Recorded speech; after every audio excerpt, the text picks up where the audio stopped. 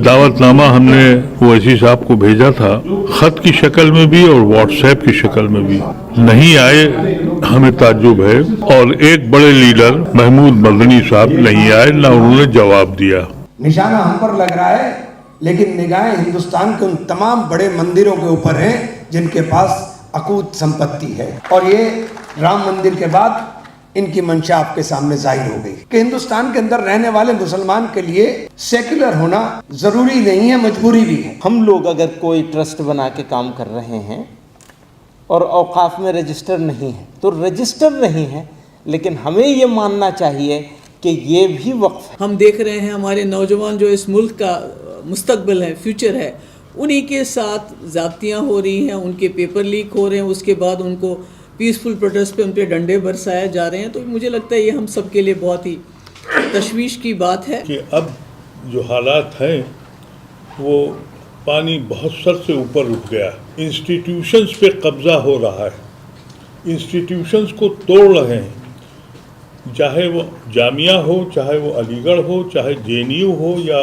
मौजूदा भी जवाहर यूनिवर्सिटी हो। कि ये हमारा मजहबी मसला है और मजहबी मसले में ज़्यादा अमल दखल हुकूमतों को नहीं करना चाहिए। देखिए, हमें जिहादी कहा जा रहा है, हमें एंटी नेशनल कहा जा रहा है, हमें पाकिस्तानी कहा जा रहा है और हमारी मस्तूरात के साथ बेहुरमती की जा रही है जो हमारी जान से भी अफजल हैं। हज़रत मोहम्मद मुस्तफ़ा सल्लल्लाहु अलैहि वसल्लम, उनकी शान में गुस्ताखियाँ होती हैं और कोई मुसलमान इस पर आवाज़ ना उठाए। भारत में मुसलमान अपनी जान, अपनी माल, अपनी इज्जत, अपनी इबादत गाहें, अपने दीन, इन सब को लेकर परेशानी महसूस कर रहे हैं। गरीबों का जो नुकसान हो रहा है, ज़बरदस्त नुकसान हो रहा है, जो अपनी पूरी ज़िंदगी जोड़कर एक मकान बनाते हैं, एक बार बुलडोज़र आकर उनको सबको तबाह बर्बाद कर देता है। वो भारतीय मुसलमानों की वर्तमान स्थिति और हालत क्या है, इस पर एक विमर्श हुआ।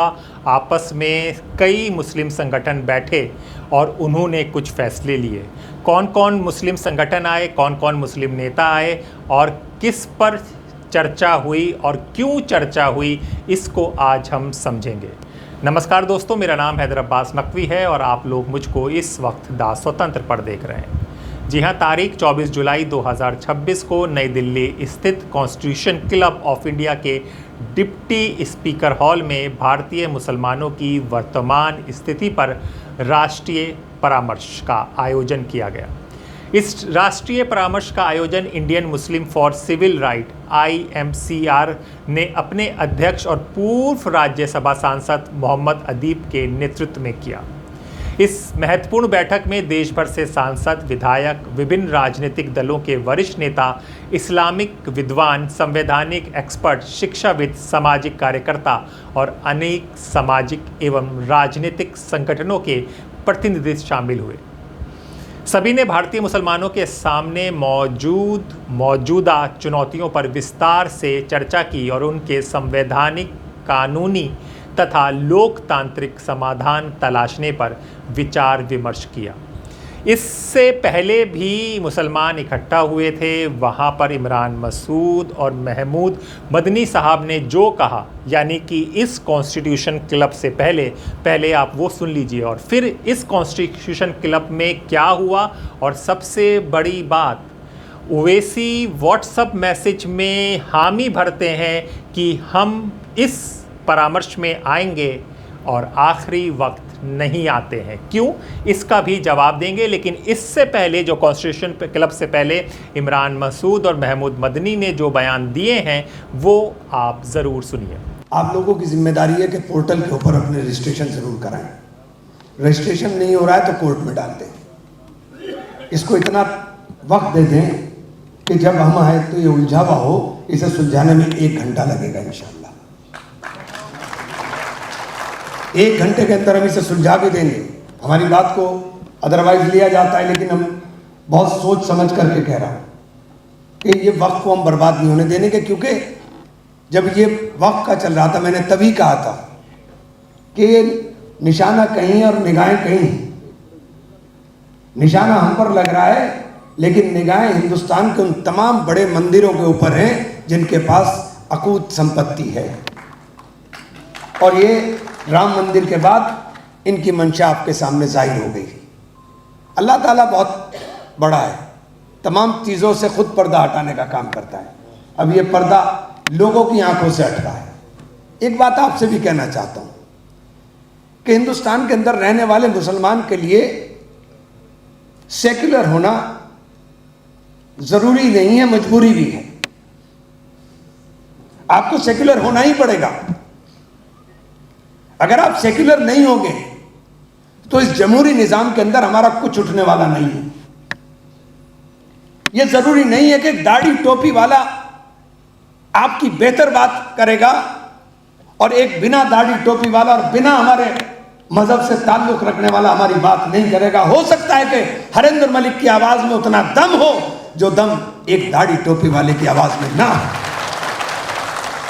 ये जो मुनाफिक मिजाज के लोग हमारे बीच में पैदा हो गए, जिनकी शक्ल सीरत हमसे मिलती है, जिनका लिबास हमसे मिलता है, लेकिन उनकी तमाम तर बातें अगर गहराई के साथ सोचने का काम करोगे तो उनकी तमाम तर बातों से हमारी जड़ें खोदने का काम होता है। ये बैठे हैं सिद्दीक साहब वेस्ट बंगाल से, वहां का एक जाहिल आदमी खड़ा हो गया कि मैं मस्जिद बनाऊंगा, और मैंने उसी दिन कहा था कि भाजपा का एजेंट है कि मस्जिद बनाने के नाम पर चंदा इकट्ठा हो रहा है, उसका नाम आ रहा है। खत्म कर रहा हूं, 2 मिनट, कोई नहीं, 1 मिनट में खत्म कर दिया मैंने। और मैंने उसी दिन कहा था कि ये भाजपा का आदमी है और ये एजेंट बन करके आ रहा है, और नतीजा आपके सामने बता देंगे। मिनिस्टर भी थे वहां पर, वो दोनों सीट से चुनाव जीता, उसे मुसलमानों ने नहीं जिताया। लेकिन कुछ हमारे जज्बाती लोग आ जाते हैं जज्बात में। आपके जज्बात से काम नहीं चलेगा, अब अक्ल से काम चलेगा। हजरत मौलाना महमूद मदनी साहब बैठे हुए हैं, जो लड़ाई जमीयत ने लड़ी, जो जंग आजादी के अंदर जमीयत का काम रहा। मैं एक गुजारिश जरूर करना चाहूंगा हजरत मौलाना महमूद मदनी साहब से कि जंग आजादी की लड़ाई के अंदर शहादत पाने वाले उन तमाम तर उलेमा इकराम और उन तमाम तर खास तौर से मुसलमान लोगों के नाम और उनके काम जितने ज्यादा से ज्यादा हम लोगों को अपने बीच में देने का काम कर सकें, जिससे आने वाली नस्लों को पता रह चुके हमारा इतिहास बदलना चाहते हैं। ये आपकी जिम्मेदारी अगर आपने उठाई तो यकीनी तौर पर, क्योंकि बात बहुत करना चाहता था, वक्त है नहीं, तो आप तमाम साहिबान का बहुत बहुत शुक्रिया साहब। और औकाफ की शक्ल में तो है ही है, ज़्यादा चीज़ें तो हमारी औकाफ ही की शक्ल में है। भले कानून अलग अलग हों, ट्रस्ट का कानून अलग होता है, उसमें ट्रस्टियों को इख्तियारात बनिस्बत मुतवल्लियों के ज़्यादा होते हैं, जिसका तस्करा अभी महमूद साहब कर रहे थे। उसके बावजूद मेरा मानना ऐसा है कि इख्तियारात कानून के हिसाब से कितने भी मिले हुए हों, हम लोग अगर कोई ट्रस्ट बना के काम कर रहे हैं और औकाफ में रजिस्टर नहीं है तो रजिस्टर नहीं है, लेकिन हमें ये मानना चाहिए कि ये भी वक्फ है। और जब हमने उसको भी वक्फ मान लिया तो उसके लिए भी हमारे ऊपर जिम्मेदारी आती है, चाहे इसके कि हम वक्फ के बारे में भी जिम्मेदारी उठाने को तैयार नहीं हैं। एक अच्छे नुक्ते की तरफ इन्होंने इशारा किया है कि हुआ ये कि जब लोगों ने औकाफ के मुतवल्लियान ने तौलियत को मोरूसियत में तब्दील कर दिया। मैं जमातों और जमीयतों के बारे में और इदारों के बारे में भी यही कहता हूँ, मोरूसियत नहीं होनी चाहिए।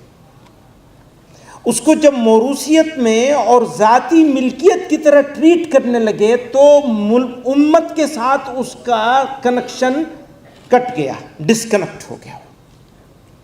अब जब उम्मत के साथ उसका कनेक्शन ख़त्म हो गया तो उम्मत तो उसके लिए खड़ी नहीं होगी। ये जो सर्द मोहरी है, हम सब लोगों को शिकायत है सर्द मोहरी की कि हाँ ठीक है, औकाफ के ऊपर कुछ हो रहा है, होगा ठीक है, नहीं होगा तो भी ठीक है। हालांकि ट्रस्टों की तो पोजीशन ऐसी है कि वो बिठा देंगे और ख़त्म कर देंगे। ट्रस्ट के ज़रिए से जो हमारी जायदादें बनी हुई हैं, जिसको मैं उसको भी मैं औकाफ समझता हूँ, और ये गुजारिश करना चाहता हूँ सब ट्रस्टियों से, मदरसे वाले हों, कुछ और हों, कि उसको भी उसी तरह ट्रीट करें कि अल्लाह मियाँ मालिक हैं इसके, और हमें जवाबदेह होना है इसमें। असल में जवाबदेही का जो फुकदान है, अब उसके एक वजह तो यही है कि जब वो हमारी मिल्लत की चीज़ रही नहीं और ज़ाती मिल्कियत और मौरूसियत आ गई उसके अंदर, तो लोगों की तवज्जो उसके ऊपर से हट जाएगी। वो तवज्जो नहीं हटने देनी है, फिर वो जज्बा पैदा करना है। सरकार, मौजूदा सरकार और सरकार में बैठे हुए लोग, सरकार तो सरकार होती है, लेकिन बैठे हुए लोग जो हैं उनकी नीयत और इरादा ये है कि उसको ख़त्म कर दिया जाए। जहाँ जहाँ से जितना हम ले सकते हैं ले लेंगे। पुराने वालों ने भी कुछ कम करामत नहीं की है, उन्होंने इतनी सब करामतें नहीं की होती, तो उनका रोना भी है, अपना रोना भी है, हमारा खुद का, किसी दूसरे को क्या कहेंगे। तो मैं बहुत सारी बातें लिखी गई थी, लेकिन मैंने ये देखा कि जितनी बातें हम लिख कर के लाए हैं उनमें से कई सारी बातें हो चुकी, तो मैं उसको दोहराने की कोई ज़रूरत नहीं है। दूसरों से सबसे गुजारिश कर रहा हूँ कि क्योंकि 12 बजे ख़त्म करना है तो वक्त का ध्यान रखा जाए। आज के इसमें शरई तनाजुर है, इसका हमारी ज़िम्मेदारी, असल में बाकी बातें तो सब हो जाएंगी अगर हमारे अंदर अपना ज़िम्मेदारी का एहसास पैदा हो जाए। कुछ साथी ऐसे खड़े हो जाएं जो ये कहें कि हम स्पेशली बस इसी पे काम करेंगे, जैसे अकरमुल जब्बार साहब हैं, हमारे सैयद महमूद अख्तर साहब हैं, और हमारे पास यहाँ मौजूद हैं खुसरू साहब के साहिबजादे जो सदारत कर रहे हैं इस इजलास की। तो ये हजरात अगर ये तय कर लें, जानता हूँ कि आपके पास बहुत सारी जिम्मेदारियाँ हैं, लेकिन मैं यहाँ गुजारिश क्या करना चाहता हूँ, मुल्क की सतह पर 24 घंटे आप जैसी कोई शख्सियत इस फिक्र में हो जाए कि भाई औकाफ के मामले पर हमें जागना है, जगाना है, और जो चीज़ें बची हुई हैं उनको नेक्स्ट लेवल पे ले जाना है। मान लीजिए मैं खड़ा होऊंगा किसी औकाफ की बड़ी जायदाद को लोगों को मशवरा देने के लिए कि तुम ये करो, तुम ये करो, तुम ये करो, तो उसका असर मसलन इतना सा होगा 10%, 20%। आप अगर खड़े होंगे क्योंकि आपने इस पर काम किया हुआ है, आपके दादा से लेके वालिद और आप भी अल्हम्दुलिल्लाह, तो आप अगर ये बात लोगों से कहेंगे कि देखिए हमने ऐसे किया है, आप भी ऐसा कुछ करिए, इसको ज़ाती चीज़ मत बनाइए, इसको कौमी चीज़ बनाइए और इसका हक अदा करने की कोशिश करिए, तो अल्लाह ताला कितनी मेहरबानियाँ खुदा की दुनिया में भी आखिरत में भी नसीब होंगी।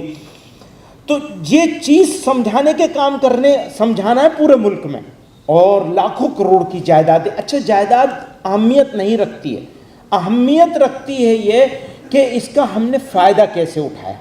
अब एक फ़ायदा ये है कि आपने एक बिल्डिंग बना दी और उसका किराया आने लगा, उस किराए से कुछ यतीमों को, कुछ बेवाओं को, कुछ बच्चों को स्कॉलरशिप मिलने लगी, ये भी बड़ा फ़ायदा है, छोटा फ़ायदा नहीं है। लेकिन अगर आपने उसको दानिशगाह, तालीम गाह बना दिया तो वो तो उसका लंबा फ़ायदा होने वाला है कौम को। कौम में तब्दीली तो बगैर तालीम के आएगी नहीं, तालीम और तरबियत। तो मैं जैसे मैं अर्ज़ कर रहा था कि फुल टाइम जॉब है ये। हम लोग तो बहुत सारी जगहों में फंसे हुए हैं, हम अपने साथियों से सब यही कहते हैं भाई करेंगे क्या, कैसे करेंगे, आज एक है, दूसरा है, तीसरा है। तो हम में सब यहाँ आज अगर हम आज यहाँ जैसे सब बैठे हुए हैं और खुदा करे अल्लाह मियाँ हमारे दिल में डाल दे, हमारे कुछ साथी खड़े हो जाएं और ये कहें कि भाई हम तुमसे ताउन लेते रहेंगे, तुम्हारा साथ लेते रहेंगे, नहीं दोगे तो तुमसे लड़ाई भी करेंगे, और हम जिम्मा लेते हैं हम इस काम को 24 घंटे ओढ़ना बिछोना बनाएंगे, तो हमें इस बात का यकीन है कि अल्लाह ताला इनकी साजिशों को नाकाम कर देंगे इंशाअल्लाह। तो दोस्तों ये सुना आपने, क्योंकि ये चल रहा है मुसलमानों के साथ एसआईआर में जितने नाम मुसलमानों के कटे हैं किसी और के नहीं कटे हैं। आए दिन बुलडोज़र चल रहा है, आए दिन लिंचिंग हो रही है और सरकार का जो रवैया है वो अब पूरा देश देख रहा है। इसीलिए ये राष्ट्रीय परामर्श हुआ। इस राष्ट्रीय परामर्श में प्रमुख रूप से सांसद इकरा हसन, मोहिबुल नदवी, इमरान मसूद और ज़ियाउर रहमान बर्क शामिल हुए। इसके अलावा जम्मू कश्मीर नेशनल कॉन्फ्रेंस के अध्यक्ष और पूर्व मुख्यमंत्री doctor Farooq Abdullah, Peoples Democratic Party के अध्यक्ष और पूर्व मुख्यमंत्री महबूबा मुफ्ती, पूर्व केंद्रीय मंत्री Salman Khurshid, all India Muslim personal law board के उपाध्यक्ष और पूर्व सांसद मौलाना उबैदुल्ला खान आज़मी, अजमेर शरीफ दरगाह के गदेशीन सैयद सरवर चिश्ती, समाजवादी पार्टी महाराष्ट्र के अध्यक्ष एवं विधायक Abu Azmi, social Democratic Party of India SDPI के राष्ट्रीय उपाध्यक्ष मोहम्मद शफी सहित अनेक धार्मिक, सामाजिक और राजनीतिक संगठनों के प्रतिनिधियों ने भाग लिया। दावतनामा हमने ओवैसी साहब को भेजा था, खत की शक्ल में भी और व्हाट्सएप की शक्ल में भी। सबसे पहले जो व्हाट्सएप पे मैसेज कंफर्मेशन का आया था वो ओवैसी साहब का था, और नहीं आए हमें ताज्जुब है। और एक बड़े लीडर महमूद मदनी साहब नहीं आए, ना उन्होंने जवाब दिया। लेकिन पर्सनल लॉ बोर्ड के प्रेसिडेंट ने सपोर्ट का खत भेजा। वाइस जो जनरल सेक्रेटरी हैं मुजद्दिदी साहब, वो आ रहे थे लेकिन उनका उसी दिन तबीयत खराब हुई और वो उनको ऑपरेशन हुआ, वो हॉस्पिटलाइज्ड हो गए। सज्जाद नोमानी साहब वो आ रहे थे, वो बीमार हैं, उनकी तबीयत अभी ख़राब है, अभी भी वो बॉम्बे हॉस्पिटल में है। ये 3 हज़रात जो जिनके पैगाम आए हैं। और एक पंजाब से मुफ्ती उस्मान साहब आ रहे थे, लुधियाना में वो फंस गए। कई लोग इसलिए भी हो गए कि जो एक रात पहले ये खबर हुई कि सब बंद कर दिया गया है, और वो एक खबर ये चली कि मीटिंग पोस्टपोन हो गई। उसकी वजह से खालिद रशीद फिरंगी महली उन्होंने अपनी फ़्लाइट कैंसिल कर दी, और जब उन्हें पता लगा तो फिर उनको फ़्लाइट नहीं मिली। लेकिन जो लोग नहीं आए उनकी तायद ऑलरेडी आ चुकी है, सिवाय ओवैसी साहब के और महमूद मदनी साहब के। और कोई ऐसा आलिम दीन, ऐसा दानश्वर जो लोग नहीं आ सके, जैसे नजीब जंग साहब का सपोर्ट और मैसेज अमेरिका से आ गया। बैठक के दौरान भारतीय मुसलमानों की वर्तमान राजनीतिक और सामाजिक स्थिति पर गंभीर चर्चा हुई। प्रतिभागियों ने देश के विभिन्न हिस्सों में हुई सांप्रदायिक हिंसा की घटनाओं, मॉब लिंचिंग, मकान, मस्जिदों और मदरसों पर चलाए गए ध्वस्तीकरण अभियानों, कुछ राज्य में समान नागरिक संहिता यूसीसी के लागू होने, विशेष रूप से उत्तराखंड में मदरसों से संबंधित नियामक कदमों तथा भेदभाव, सुरक्षा, संवैधानिक अधिकारों और राजनीतिक प्रतिनिधि जैसे महत्वपूर्ण विषयों पर अपने विचार रखे। और जो हालात हैं आप सबके सामने हैं, और इस वक्त सबसे ज़्यादा जो हम देख रहे हैं, हमारे नौजवान जो इस मुल्क का मुस्तकबिल है, फ्यूचर है, उन्हीं के साथ ज़्यादतियाँ हो रही हैं, उनके पेपर लीक हो रहे हैं, उसके बाद उनको पीसफुल प्रोटेस्ट पे उन पर डंडे बरसाए जा रहे हैं। तो मुझे लगता है ये हम सब के लिए बहुत ही तशवीश की बात है, और हम सब अलग अलग इलाकों से आ रहे हैं, अलग अपनी अपनी प्रॉब्लम्स है हमारी। पर मुझे लगता है हमारी जो सबकी प्रॉब्लम वो इस वक्त एक ही है कि कहीं ना कहीं जो इस वक्त हमने जितनी भी प्रॉब्लम्स को डिस्कस किया है यहाँ पर, उसमें मुझे लगता है कि सबसे बड़ी बात यह है कि एक हम मुसलमान हैं, हमें माइनॉरिटीज़ कहा जाता है, मगर मैं समझती हूँ आने वाले वक्त में जो जम्मू कश्मीर के साथ हुआ 2019 से कॉन्स्टिट्यूशन को बदल के जो हमारे साथ किया गया, तो आने वाले वक्त में जो इस वक्त पार्टीज़ की तोड़ फोड़ हो रही है, चाहे टीएमसी हो, चाहे उद्धव ठाकरे साहब की पार्टी हो, चाहे अब डीएमके पे नज़र है, तो जो आज मुसलमान फेस कर रहा है, SIR के ज़रिए उसको डिलीट किया जा रहा है, उसको डिसफ्रेंचाइज किया जा रहा है, तो आने वाले वक्त में अगर इसी तरह का सिलसिला चलता रहा तो हमारे हिंदू भाइयों के वोट की भी कोई कीमत नहीं रहेगी। तो इसलिए मुझे लगता है हमें एज अ मुसलमान अब खाली अपने नहीं, हम सबको मिलजुल के जो इन्होंने खुर्शीद साहब ने फरमाया कि सब कम्युनिटीज़ को इकट्ठा मिलके जो इसका हमने एक नक्शा देखा जंतर मंतर पे, जो हमारे बच्चे हमें सिखा रहे हैं, जो हिंदू मुस्लिम डिवाइड को नहीं मानते हैं, तो मुझे लगता है कि हमें मिलजुल के जो है मुश्किलात का इजाला ढूंढना पड़ेगा। इसमें कोई शक नहीं है कि इस वक्त मुसलमानों के साथ बहुत ज़्यादतियाँ, हमारी मस्जिदें, अब तो हमारा जवाहर यूनिवर्सिटी इतनी बड़ी जहाँ हिंदू मुस्लिम सब पढ़ते हैं उस पर नज़र है, हमारी मस्जिदें गिराई जा रही हैं। हमारे ये असम से हैं, वहाँ ज़मीन लेके कहीं अडानी को, कहीं रामदेव को, कहीं किसी को घर से बेघर किया जा रहा है। तो मेरा मतलब है कि हम खाली यहाँ आज मुस्लिम इश्यूज़ के हवाले से नहीं बल्कि पूरे देश की हमें फ़िक्र है कि पूरा देश उस डायरेक्शन में जा रहा है जहाँ अगर आज मुसलमान कट रहा है तो कल हिंदू भी उससे अलग नहीं रह सकेगा। तो आप बताइए। बहुत ही इम्पॉर्टेंट पॉइंट है बीइंग अ वुमन, मैं इसको समझती हूँ। मैंने कई बार जो देखती हूँ इसमें सोशल मीडिया पे हमारी बच्चियाँ, हमारी बहनें जो सवेरे घर से निकलती हैं तो मेरा दिल दहल जाता है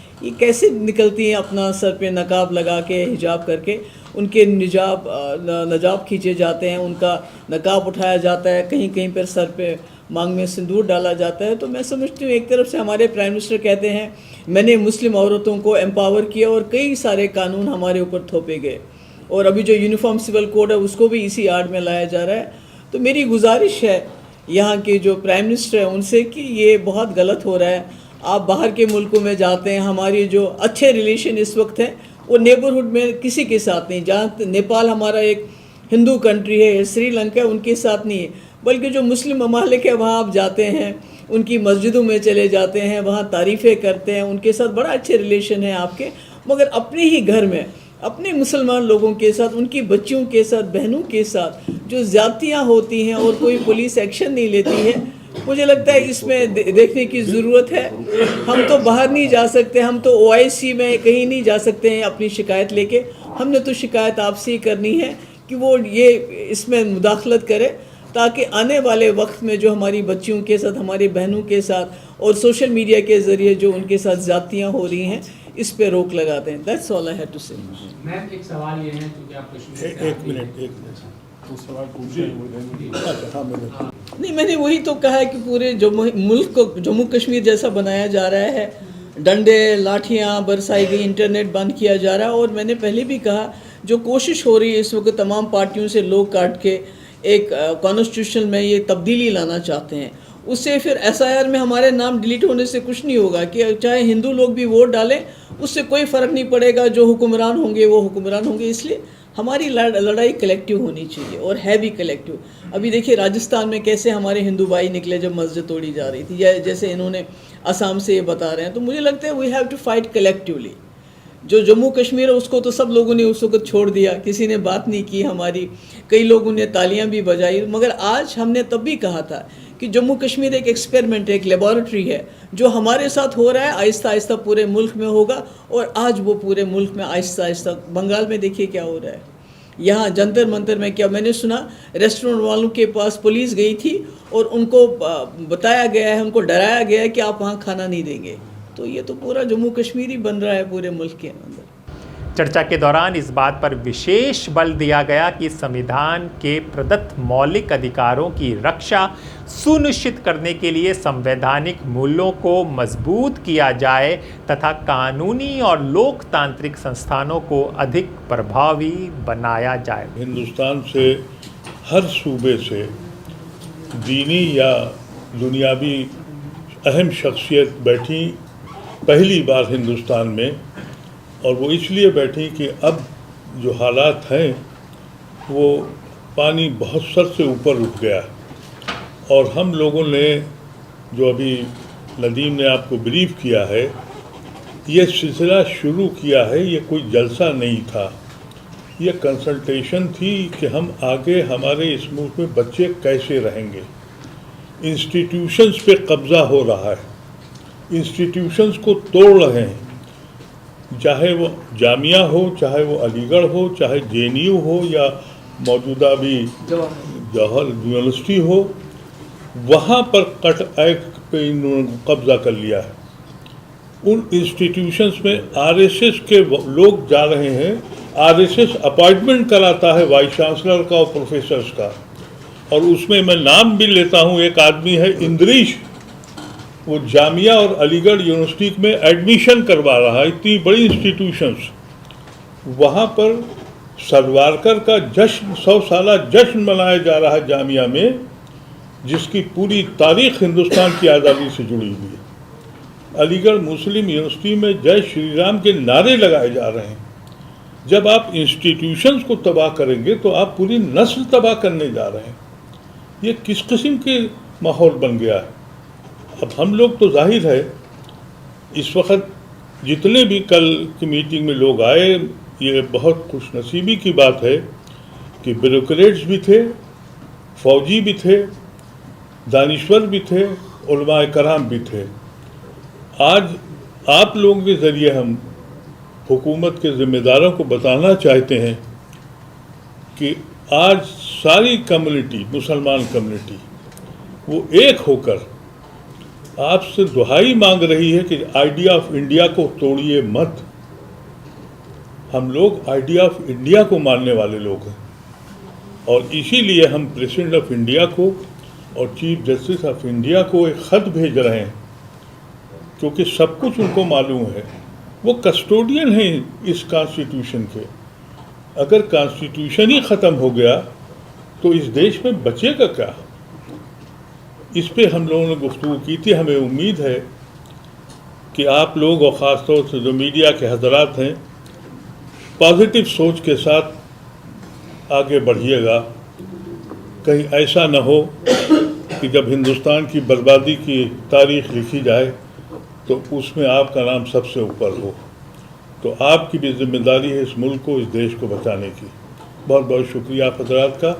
जब ये परामर्श शुरू होने वाला था, इससे पहले गोदी मीडिया ने अपना नैरेटिव सेट करना शुरू कर दिया था। कई चैनलों ने ये नैरेटिव पेश करना शुरू कर दिया था कि मुसलमान अब इलेक्शन में भाग नहीं लेंगे, मुसलमान देश के प्रजातंत्र, लोकतंत्र पर यकीन नहीं करते हैं, अपने आप को इलेक्शन से पीछे हटाएंगे। ये भी एक तरह का नैरेटिव सेट हुआ था। यहाँ पर कई बातें हुई हैं, लेकिन सारी बातें प्रेस कॉन्फ्रेंस में नहीं बताई गई हैं, क्योंकि जिस तरह से बातें आती हैं तो उनका एक गलत नैरेटिव, क्योंकि आपने देखा है कि मीडिया किस तरह से काम कर रहा है, तो वो एक गलत नैरेटिव लोगों तक, मासेस तक, मेजॉरिटी तक पहुँचा देता है। और जो मुसलमानों के साथ अत्याचार हो रहा है, जिस तरह से मुसलमानों को प्रताड़ित किया जा रहा है, जिस तरह से मुसलमानों की लिंचिंग हो रही है, मदरसे मस्जिदें तोड़ी जा रही हैं, यहाँ तक कि नमाज़ पढ़ने के लिए कि घर में नमाज़ 5-7 लोग पढ़ते हैं तो वहाँ पर गुंडे भी आ जाते हैं। तो इन सब से कैसे मुसलमान क्या करे, कैसे बचे, और सरकार को किस तरह से कहे कि क्यों ये हो रहा है, इन सब पर चर्चा हुई है। जो लोग, अच्छे लोग सच्चाई पर चलने की नीयत, इरादा और अज़्म मुसम्मम कर लेते हैं, और वो भी एक जमीयत के साथ, ऐसी जमीयत के साथ जिसने मुल्क की आज़ादी की लड़ाई अगर लिखी जाती, जितनी तारीख़ी किताबों में लिखी गई है, जितनी लंबी लड़ाई मुल्क के लोगों के लिए आज़ादी की जमीयतुल उलमा ने लड़ी है, शायद मुल्क की तारीख़ में ऐसी कोई NGO नहीं है जिसने मुल्क के लिए, सिर्फ मुसलमानों के लिए नहीं बल्कि मुल्क के लिए जो कुर्बानियाँ दी हैं।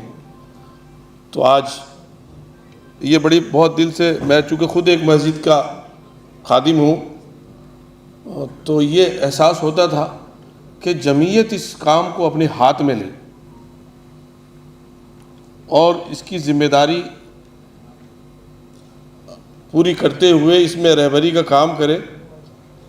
तो अल्हम्दुलिल्लाह आज ये अमल पूरा हो रहा है, और जमीयत इस सिलसिले में जमीयत ने जब कदम उठाए हैं तो इंशाअल्लाह लाखों प्रॉपर्टियों की अब हिफाजत का सामान, चूँकि यदुल्लाहि अलल जमा, अल्लाह की ताईद और नुसरत इत्तेहाद में है, और चूँकि ये एक मजहबी मसला है, बड़ी चालाकी के साथ लोगों ने इसको वक़्फ़ अमेंडमेंट कमेटी में भी हम और जितने भी लोग थे सब इसको चीखते रहे, और भाई इमरान मसूद साहब ने तो कई जगह पर बहुत अच्छी तरीके से तर्जुमानी की, और भी लोगों ने की, कि ये हमारा मजहबी मसला है और मजहबी मसले में ज़्यादा अमल दखल हुकूमतों को नहीं करना चाहिए।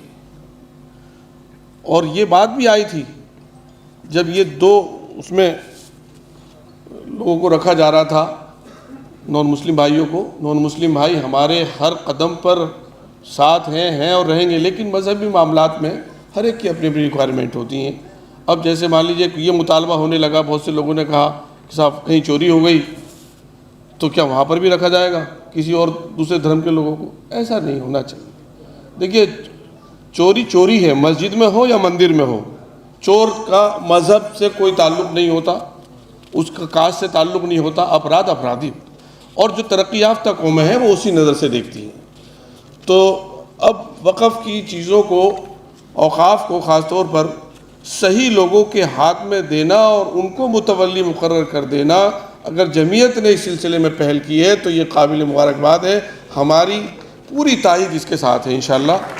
और हम जमीयत के ऊपर पूरी मिल्लत एतमाद करती है, और पूरा मुल्क और हिंदू मुसलमान सब उस पर एतमाद करते हैं।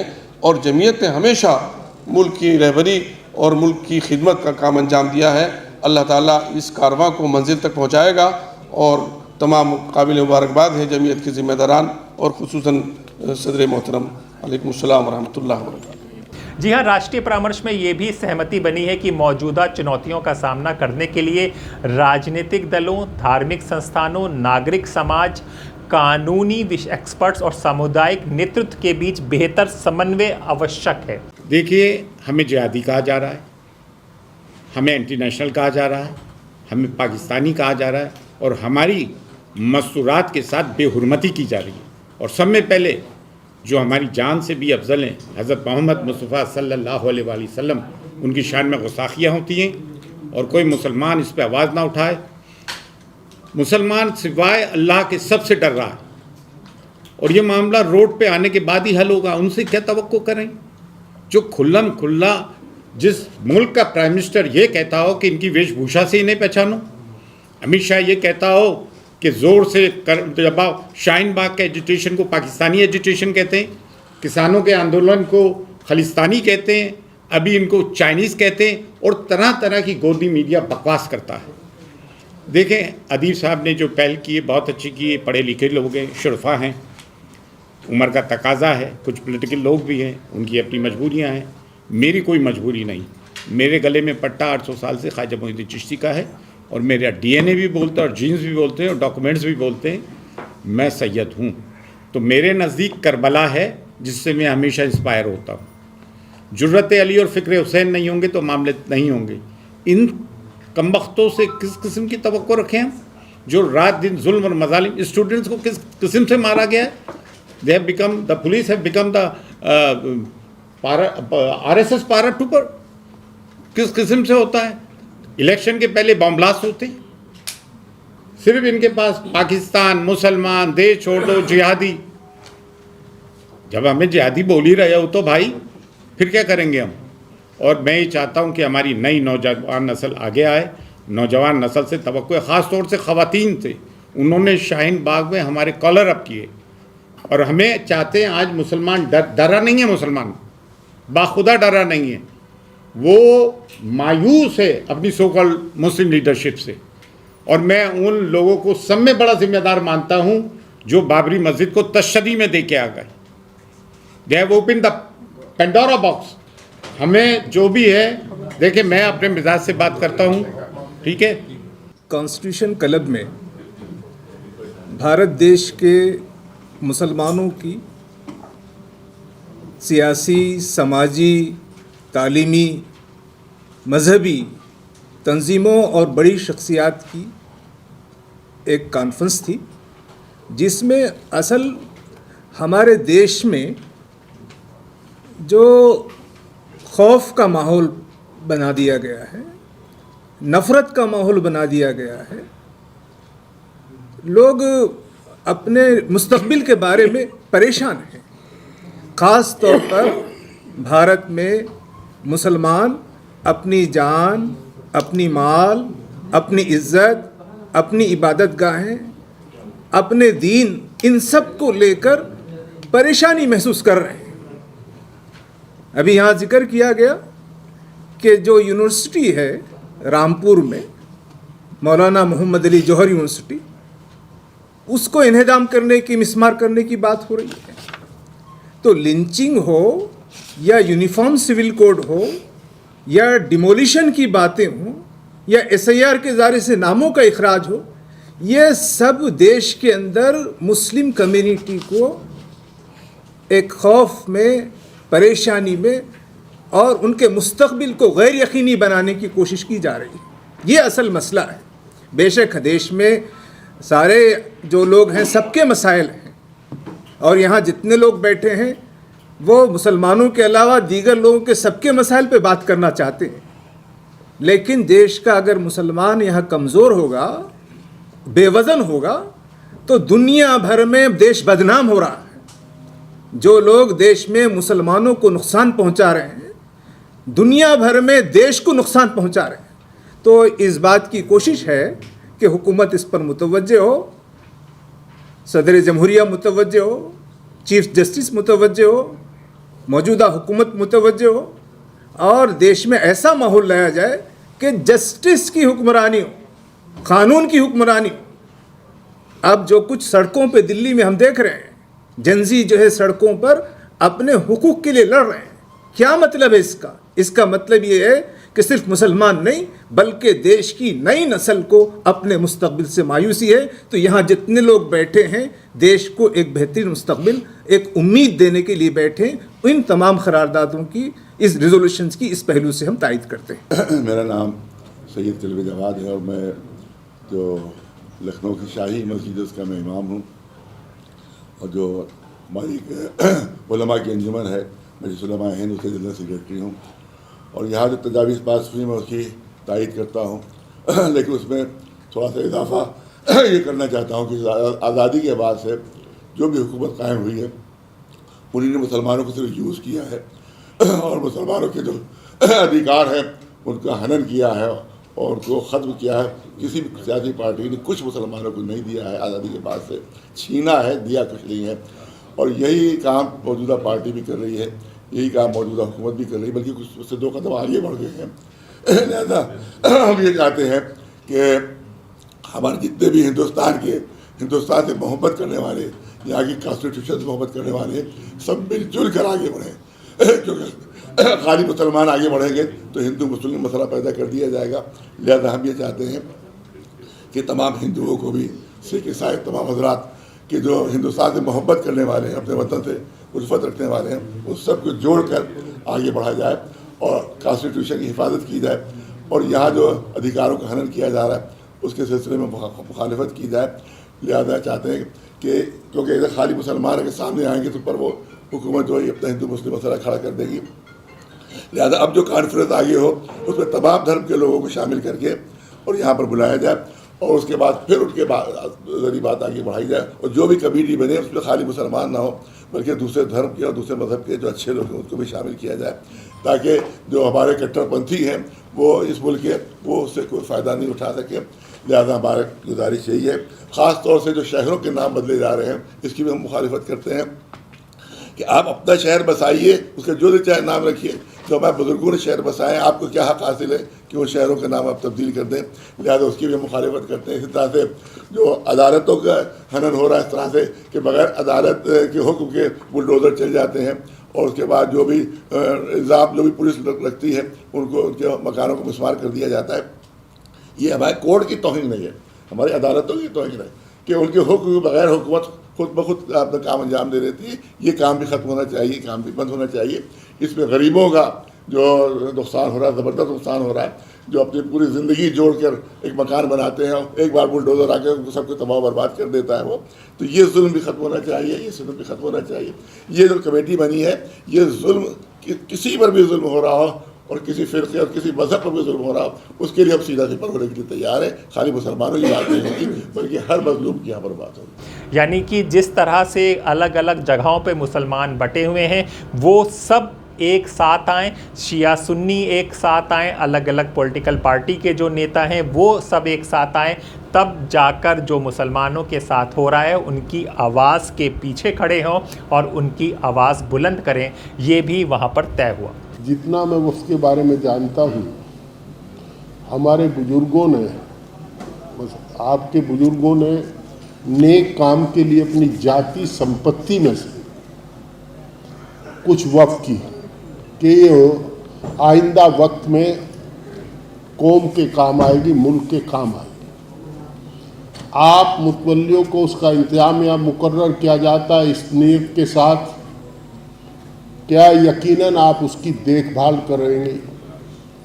पर देखिए एक बड़ी कड़वी सच्चाई है, उनकी नीयत के मुताबिक कहीं हम काम नहीं कर पाते, कहीं चूक होती है। तमाम वफ़ की संपत्तियां किराए पर देने के नाम से बेची जा रही, दुकानें बनाई जा रही, रसीद 3 लाख की कटती है, बाजार से 14 लाख लिए जाते हैं। ऐसी शिकायतें भी आती हैं।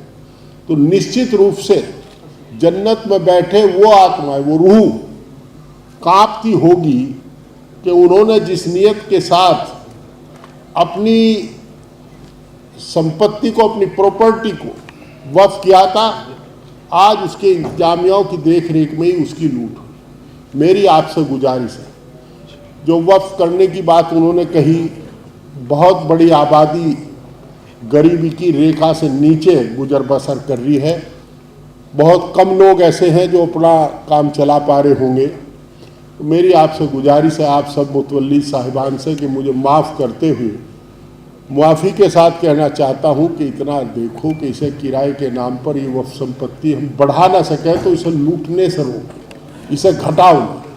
हम सब लोग आपके साथ हैं, जहां आप कहोगे, जहां आप आवाज़ दो, चूँकि हमारी हैसियत आपसे है तो हम आपके साथ खड़े हैं। बहुत बहुत शुक्रिया। वक्ताओं ने कहा कि सभी पक्षों को मिलकर एक साझा लोकतांत्रिक और संवैधानिक ढांचा तैयार करना चाहिए, जिससे न्याय, समानता, सामाजिक सौहार्द और नागरिक अधिकारों की प्रभावी रक्षा सुनिश्चित की जा सकती। ये राष्ट्रीय परामर्श इस महीने नई दिल्ली के निज़ामुद्दीन क्षेत्र में आयोजित एक प्रारंभिक बैठक के बाद आयोजित किया गया था, जिसके हमने आपको सुनाया था कि जिस तरह से वो सब बातें हुई थी इमरान मसूद और महमूद मदनी ने, जिसमें इस सम्मेलन के उद्देश्य और एजेंडे को अंतिम रूप दिया गया था। उस बैठक में विभिन्न संगठनों और नेतृत्व के बीच एक व्यापक सहमति बनी थी और भारतीय मुसलमानों के अधिकारों, सम्मान और हितों की रक्षा के लिए शांतिपूर्ण, कानूनी और लोकतांत्रिक तरीकों से संयुक्त प्रयास किए जाएंगे तथा विभिन्न संगठनों के बीच एकता और समन्वय को एक और अधिक मजबूत किया जाएगा। लोग औकाफ को ठीक तरीके से डील करें और औकाफ की हिफाजत के लिए कुर्बानी देने के तैयार हों। तो ये सिर्फ यहाँ नहीं हुआ है, मुल्क के दूसरे हिस्सों में भी चल रहा है। इसके ऊपर